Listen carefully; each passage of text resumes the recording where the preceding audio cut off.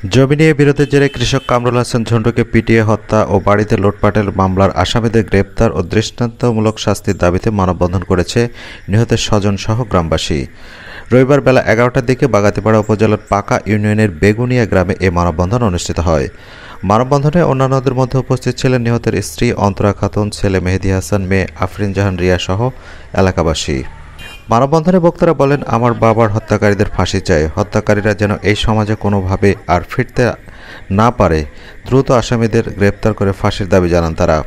উল্লেখ্য, গত ৬ আগস্ট বেলা ১১টার দিকে একদল সন্ত্রাসী কামরুল হাসান ঝন্টুর বাড়িতে হামলা চালিয়ে তাকে পিটিয়ে জখম করে এবং বাড়িতে ভাঙচুর সহ লুটপাট করে চলে যায়।